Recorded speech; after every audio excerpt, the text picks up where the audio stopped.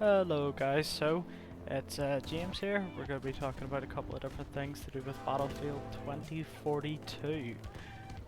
So probably a good bunch of you have noticed that the new season has came out. It is Season 1, and there has actually been quite a bit of content added, which is surprising. So I'll just kind of go over a brief coverage of what was added and sort of my criticisms, well, constructive criticisms of what has been added. So first off, we're going to start with the map. So there has been one new map added. It is Exposure, and it's available for both Breakthrough and Conquest, and I think that it's good for both game modes. It's actually the first real map that I've seen that has appropriate amount of cover. A lot of the base 2042 maps really did not have good cover. Now, it integrates all sorts of playstyles very well, so there's a lot of close quarters, and there's a lot of sniping, especially at the B point. There's a lot of mid-range skirmishes as well, so it's actually quite a good map to play. It feels good to play, and it actually kind of reminisces, or well, it brings me back to the days of sort of Battlefield 4's maps. At certain points it reminds me of things like Operation Metro, Operation Locker, things like that really, but it's sort of the first map in 2042 that really felt true to Battlefield's previous map design. I'm not just saying that to be a dick, but yeah, it's overall a very fun map. It's actually probably the most fun I've had playing the game for quite some time. Overall, you know, I just love it. It's actually available right now for a limited time for 24/7 Conquest and 24/7 Breakthrough. It's currently in rotation just for those two, so you can play it basically anytime. I actually love Breakthrough on this map, however it can seem a bit one-sided at points, especially on the first point. And the second point can be very hard to capture for the attacking side. But overall, a very good map. I would say on Conquest as well, it's quite a lot of fun. But I'm one of those people that very much enjoys the rush style gameplay from previous games, so it really does just suit me. It might not suit a lot of other people, but yeah. So next we'll get on to, there actually has been a couple of new weapons or gadgets added, so that was a bit unexpected. As a lot of you know, the base game, it launched with not very many weapons apart from the Battlefield Portal weapons. Now I would love to see those integrated into multiplayer, but the first weapon we have is a new marksman rifle. Think of sort of the AS-VAL or the SVU from Bad Company 2, but it's basically an automatic sniper, and it can be converted into sort of even a submachine gun or an assault rifle with a shortened barrel. It has little to no recoil. It is pretty much a laser gun. It has hardly any sway, even with a scope. It has good range, and in my opinion it should have been an assault rifle, and I can definitely see this being nerfed in the future. So next off we have the smoke grenade launcher. So this isn't actually a weapon, it's a gadget, but it's a much welcome addition to the game, as it does make games on Breakthrough so much more bearable. Now, you know, you can obviously, before this, equip smoke grenades into your grenade slot, but you know, what's the point? Frags are so powerful in this game that there is next to no point in doing that. I will admit, however, that the combination of the smoke grenade launcher and smoke grenades can overwhelm the line of sight, especially on certain close quarter maps. So overall it's a good addition, but I can see it being abused somewhat, which is a bit sad. And it's kind of weird that it took them this long to add it to the game, and if I'm not mistaken, it's a tier 23 battle pass item. Like, what the fuck? It should have just been in the game from the start. But anyways, enough about that. Next, they've added a primary weapon, and it's in the utility class. It's the crossbow. So there was a crossbow in Battlefield 4.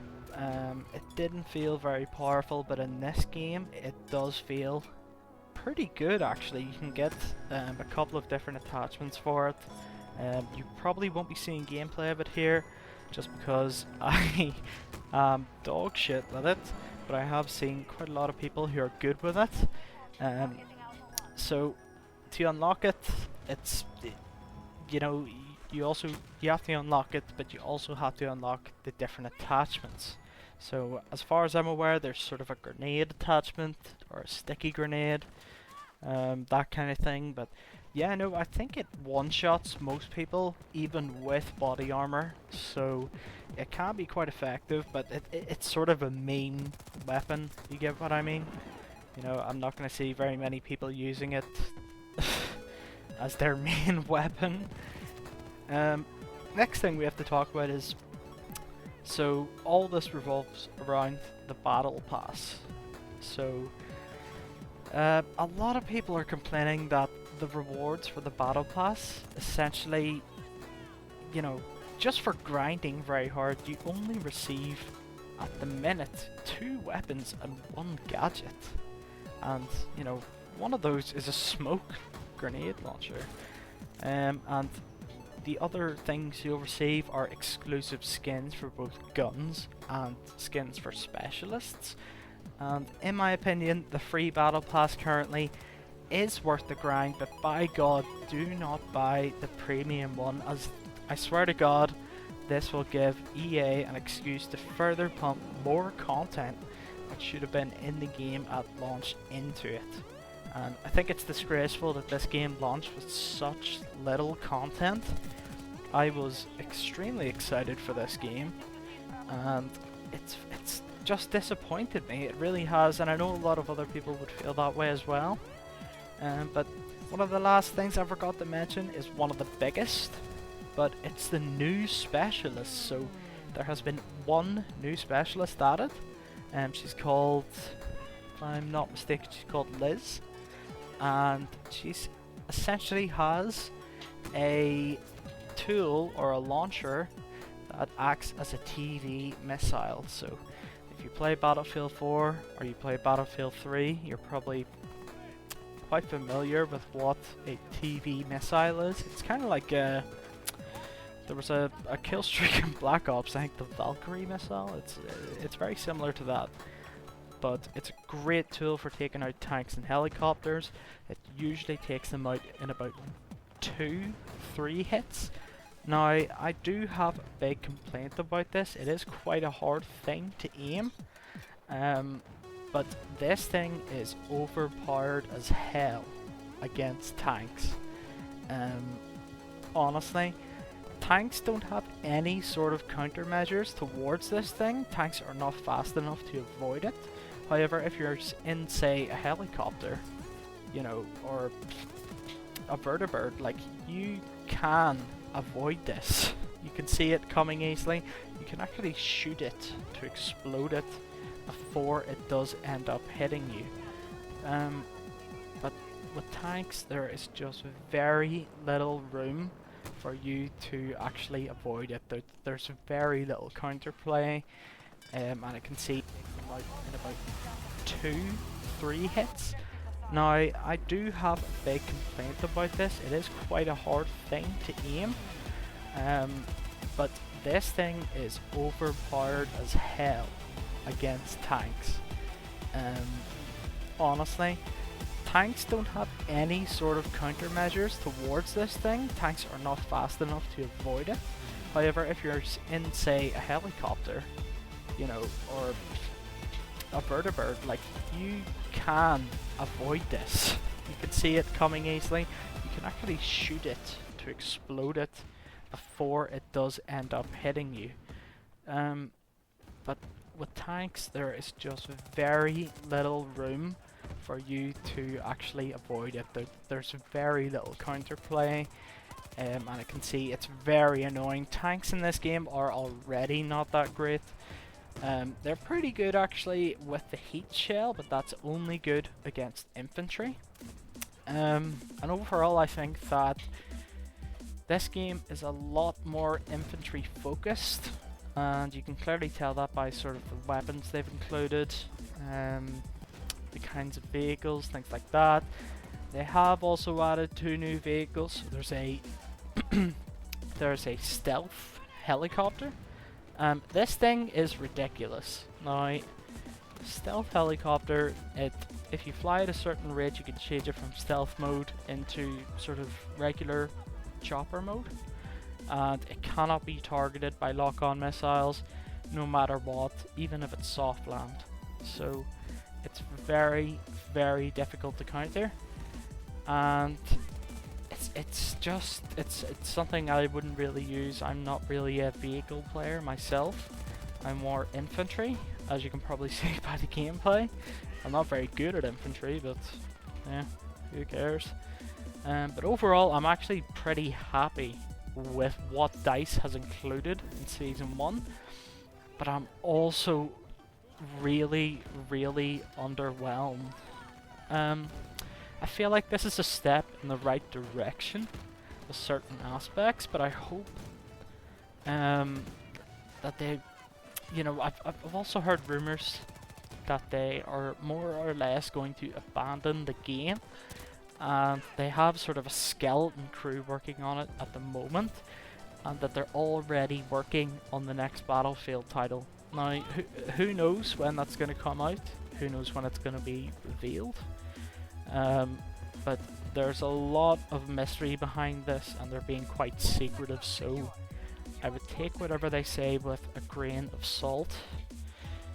I also, you know, I really hope that they don't abandon this game. I have actually had quite a lot of fun playing this game, and the player count has jumped up significantly since Season 1 began. I'll probably put it on screen there.